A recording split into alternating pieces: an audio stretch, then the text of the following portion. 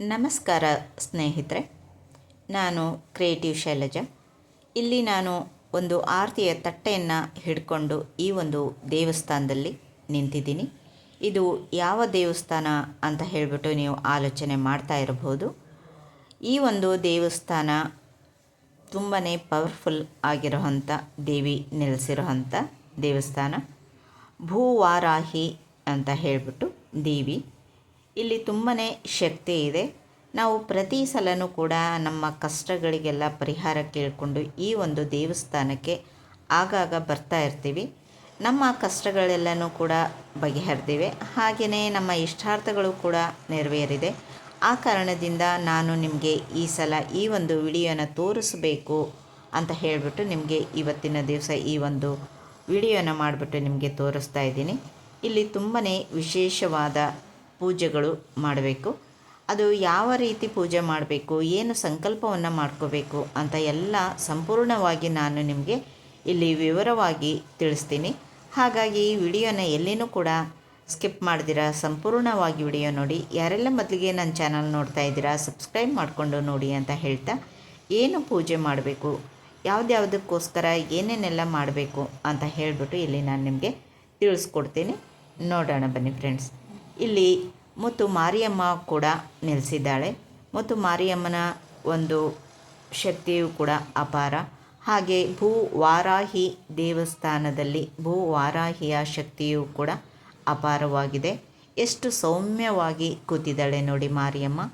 ಕಣ್ತುಂಬ ನೋಡ್ತಾ ಇದ್ದರೆ ಅಷ್ಟು ಖುಷಿ ತುಂಬಿ ಬರುತ್ತೆ, ಭಕ್ತಿ ತುಂಬಿ ಬರುತ್ತೆ. ಈ ಒಂದು ದೇವಸ್ಥಾನದಲ್ಲಿ ಏನು ಪೂಜೆ ಮಾಡಬೇಕು, ಹೇಗೆ ಮಾಡಬೇಕು ಅಂತ ಇಲ್ಲಿ ನಾನು ನಿಮಗೆ ಇವಾಗ ಹೇಳ್ಕೊಡ್ತಾ ಇದ್ದೀನಿ ನೋಡಿ.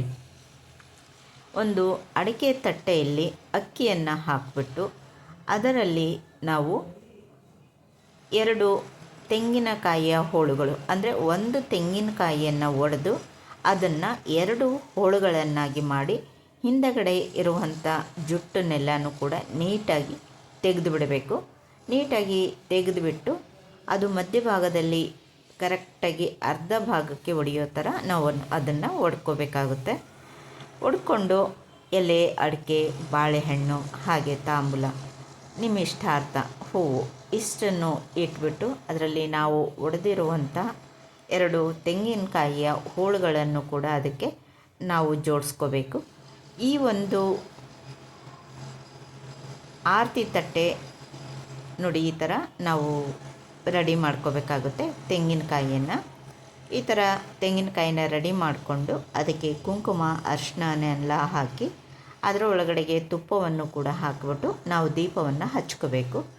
ಇದು ಬಂದುಬಿಟ್ಟು ನಾವು ನಮ್ಮ ಯಾವುದೇ ಒಂದು ಸಮಸ್ಯೆ ಇದ್ದರೆ, ಅಂದರೆ ಮಕ್ಕಳಾಗದಿರ ಇರ್ಬೋದು, ಅಥವಾ ಮದುವೆ ಆಗದಿರ ಇರ್ಬೋದು, ಅಥವಾ ಯಾರಾದರೂ ಮಕ್ಕಳ ವಿದ್ಯಾಭ್ಯಾಸಕ್ಕೋಸ್ಕರ ತುಂಬಾ ಪರದಾಡ್ತಾ ಇದ್ದಿದ್ದಾಗಿರ್ಬೋದು, ಯಾವುದೇ ಒಂದು ಕಲೆ ಆಗಿರ್ಬೋದು, ಅಥವಾ ಮಾಟ ಮಂತ್ರದ ದೋಷ, ದೃಷ್ಟಿ ದೋಷ, ಏನೇ ಹಣಕಾಸಿನ ಸಮಸ್ಯೆ, ಏನೇ ನಿಮ್ಮ ಒಂದು ಸಮಸ್ಯೆ ಇದ್ರೂ ಕೂಡ ಈ ಒಂದು ತಾಯಿಯಲ್ಲಿ ನೀವು ಸಂಕಲ್ಪವನ್ನು ಮಾಡಿಕೊಂಡು ನೀವು ಈ ಥರ ತೆಂಗಿನಕಾಯಿಯಲ್ಲಿ ತುಪ್ಪದ ದೀಪವನ್ನು ಹಚ್ಚಿ, ನಿನಗೆ ಆರತಿಯನ್ನು ಮಾಡ್ತೀನಿ ತಾಯಿ, ನಮ್ಮ ಎಲ್ಲ ಸಂಕಷ್ಟಗಳು ಪರಿಹಾರ ಮಾಡು ಅಂತ ಕೇಳಿಕೊಂಡು ಇಲ್ಲಿ ಈ ತಾಯಿಗೆ ಈ ಒಂದು ಆರತಿ ಮಾಡಿದ್ದಲ್ಲಿ ನಿಮ್ಮ ಎಲ್ಲ ಸಂಕಷ್ಟಗಳು ಪರಿಹಾರವಾಗುತ್ತೆ. ಹಾಗೆಯೇ ಪಂಚಮಿಯ ದಿವಸ ಇಲ್ಲಿ ಬಂದುಬಿಟ್ಟು ನೀವು ಅರಿಶಿಣದ ಕೊಂಬುಗಳನ್ನು, ಅಂದರೆ 21 ಅರಿಶಿಣದ ಕೊಂಬುಗಳನ್ನು ಹಾರವನ್ನಾಗಿ ಮಾಡಿ ಈ ತಾಯಿಗೆ ಅರ್ಪಿಸಿದರೆ ಕಂಕಣ ಭಾಗ್ಯ ಬೇಗ ಕೂಡಿ ಬರುತ್ತೆ ಅನ್ನೋ ನಂಬಿಕೆ ಇದೆ. ಹಾಗೆ ಮಕ್ಕಳು ಆಗದೇ ಇರೋಂಥವ್ರಿಗೆ ಮಕ್ಕಳಾಗಲಿ ಅಂತ ಹೇಳಿಬಿಟ್ಟು ಒಂದು ಚೀಟಿನಲ್ಲಿ ಬರೆದು ಪಂಚಮಿಯ ದಿವಸ ಈ ಒಂದು ದೇವಸ್ಥಾನದ ಪಕ್ಕದಲ್ಲಿ ಮರ ಇದೆ, ಅಂದರೆ ದೇವಸ್ಥಾನದ ಒಳಗಡೆನೇ ಇದೆ. ಅದಕ್ಕೆ ನೀವು ಆ ಚೀಟಿಯನ್ನು ಕಟ್ಟಿದಾಗ, ಅಂದರೆ ನಿಮ್ಮದೇನೇ ಸಂಕಲ್ಪ ಇರ್ಬೋದು ಅದನ್ನು ಕೇಳಿಕೊಂಡು ಆ ಚೀಟಿಯನ್ನು ಅಲ್ಲಿ ನೀವು ಕಟ್ಟಿದಾಗ ನಿಮ್ಮ ಇಷ್ಟಾರ್ಥಗಳು ನೆರವೇರುತ್ತೆ ಅನ್ನೋ ಒಂದು ನಂಬಿಕೆ ಕೂಡ ಇದೆ. ಹಾಗೆಯೇ ಇದು ತೆಂಗಿನಕಾಯಿ ದೀಪನೂ ಅಷ್ಟೇ. ನಿಮಗೆ ಸಾಧ್ಯವಾದರೆ ಪ್ರತಿ ಪಂಚಮಿಯ ದಿನ, ಅಂದರೆ 4 ಪಂಚಮಿಗೆ ನೀವು ಇಲ್ಲಿ ಬಂದು ಈ ಥರ ಒಂದು ತೆಂಗಿನಕಾಯಿಯ ಆರತಿಯನ್ನು ಮಾಡ್ಕೊಂಡು ಹೋದರೆ ಖಂಡಿತವಾಗ್ಲೂ ನಿಮ್ಮ ಇಷ್ಟಾರ್ಥ ನೆರವೇರುತ್ತೆ ಅನ್ನೋ ನಂಬಿಕೆ ಕೂಡ ಇಲ್ಲಿ ಇದೆ. ನಾವೆಲ್ಲರೂ ಕೂಡ ಸುಮಾರು ಸಲ ಬಂದಿದ್ದೀವಿ, ಮಾಡಿದ್ದೀವಿ, ನಮ್ಮೆಲ್ಲ ಇಷ್ಟಾರ್ಥಗಳು ಕೂಡ ನೆರವೇರಿದೆ. ಆ ಕಾರಣದಿಂದ ನಿಮಗೂ ಕೂಡ ಈ ಒಂದು ವಿಡಿಯೋನ ತೋರಿಸ್ಬೇಕು ಅಂತ ಹೇಳಿಬಿಟ್ಟು ನಾನು ಇವತ್ತಿನ ಈ ಒಂದು ದಿವಸ ಈ ಒಂದು ವಿಡಿಯೋನ ಮಾಡಿ ನಿಮಗೆ ತೋರಿಸ್ತಾ ಇದ್ದೀನಿ. ಈ ಒಂದು ದೇವಸ್ಥಾನ ಬೆಂಗಳೂರಿನ ಮಲ್ಲೇಶ್ವರಂದಲ್ಲಿ ಇದೆ. ಭೂವಾರಾಹಿ ದೇವಸ್ಥಾನ. ನೀವು ಇನ್ಸ್ಟಾಗ್ರಾಮಲ್ಲಿ ಚೆಕ್ ಮಾಡಿದಾಗ ನಿಮಗೆ ಈ ಒಂದು ದೇವಸ್ಥಾನದ ಲೊಕೇಶನ್ ಸಿಗುತ್ತೆ.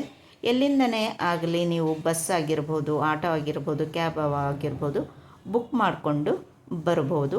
ಹಾಗೆ ಹುಣ್ಣಿಮೆ, ಅಮಾವಾಸ್ಯೆ ಮತ್ತು ಪಂಚಮಿ ದಿನಗಳಲ್ಲಿ ಇಲ್ಲಿ ತುಂಬಾ ವಿಶೇಷವಾದ ಅಭಿಷೇಕ ಪೂಜೆಗಳೆಲ್ಲನೂ ಕೂಡ ನಡೆಯುತ್ತೆ. ಹಾಗಾಗಿ ನೀವು ಮುಖ್ಯವಾಗಿ ಪಂಚಮಿಯ ದಿವಸ ಬಂದು ಸಂಕಲ್ಪ ಮಾಡಿಕೊಂಡು ಈ ಒಂದು ದೀಪದ ಆರತಿಯನ್ನು ಮಾಡಿಕೊಂಡು ಹೋದರೆ ತುಂಬಾ ಶ್ರೇಷ್ಠ ಅಂತ ಹೇಳಿಬಿಟ್ಟು ಕೂಡ ಹೇಳ್ತಾ ಇದ್ದೀನಿ ನಾನು. ಆ ಕಾರಣದಿಂದ ಈ ಒಂದು ದೇವಸ್ಥಾನಕ್ಕೆ ಬಂದು ಭೂವಾರಾಹಿ ದೇವಸ್ಥಾನದಲ್ಲಿ ಆರತಿಯನ್ನು ಮಾಡಿ ತಾಯಿಯ ಕೃಪೆಗೆ ಪಾತ್ರರಾಗಬೇಕು ಅಂತ ಹೇಳಿ ತಮ್ಮಲ್ಲಿ ಕೇಳ್ಕೊಳ್ತೀನಿ. ಮುಖ್ಯವಾಗಿ ನೀವು ಅಮಾವಾಸ್ಯೆ ಅಥವಾ ಹುಣ್ಣಿಮೆಗೆ ಬಂದರೆ ನಿಮಗೆ ಶೀಘ್ರ ಫಲ ಸಿಗುವಂಥ ಸಾಧ್ಯತೆಗಳು ಹೆಚ್ಚಾಗಿರುತ್ತೆ. ಇಲ್ಲಿ ಮುತ್ತು ಮಾರಿಯಮ್ಮ ಹಾಗೂ ಶ್ರೀ ರೇಣುಕಾದೇವಿ ಮತ್ತು ವಾರಾಹಿ ಅಮ್ಮನವರು 3 ದೇವರುಗಳು ಕೂಡ ಇಲ್ಲಿ ನೆಲೆಸಿದ್ದಾರೆ. ನೀವು ನಿಮ್ಮ ಸಂಕಲ್ಪವನ್ನು ಕೇಳಿಕೊಂಡು ನೀವು ಮನೆಯಲ್ಲೇ ಯಾವತ್ತಾಗಲಿ ಒಂದು ವಿಶೇಷವಾದ ದಿನಗಳಲ್ಲಿ ಸಂಕಲ್ಪವನ್ನು ಮಾಡಿಕೊಂಡು ಆ ನಿಮ್ಮ ಇಷ್ಟಾರ್ಥ ನೆರವೇರಿದ ನಂತರ ಬಂದು ಇಲ್ಲಿ ನೀವು ಹರಕೆ ತೀರಿಸಿದ್ರೂ ಕೂಡ ಆಗುತ್ತೆ. ಮಡ್ಲಕ್ಕಿ ಕೊಡ್ಬೋದು, ತೆಂಗಿನಕಾಯಿಯಲ್ಲಿ ಆರತಿ ಮಾಡ್ಬೋದು, ಹಾಗೆ ಅರ್ಶಿಣದ ಕೊಂಬದ ಒಂದು ಹಾರವನ್ನು ಹಾಕ್ಬೋದು. ಹಾಗೆ ಚೀಟಿಯಲ್ಲಿ ನೀವು ಬರೆದುಬಿಟ್ಟು ಇಲ್ಲಿ ಒಂದು ಕಂಬ ಏನು ಮರ ಇದೆಯಲ್ಲ ಆ ಮರಕ್ಕೆ ಕೂಡ ನೀವು ಅದನ್ನು ಕಟ್ಟಿ ನಿಮ್ಮ ಇಷ್ಟಾರ್ಥಗಳನ್ನು ನೆರವೇರಿಸ್ಕೋಬೋದು. ಫ್ರೆಂಡ್ಸ್, ನೋಡಿದ್ರಲ್ಲ, ಎಲ್ಲರ ಮೇಲೂ ಆ ವಾರಾಹಿ ದೇವಿಯ ಆಶೀರ್ವಾದ ಸದಾ ಇರಲಿ ಅಂತ ಹೇಳ್ತಾ ಇಲ್ಲಿಗೆ ವಿಡಿಯೋನ ಮುಗಿಸ್ತಾ ಇದ್ದೀನಿ.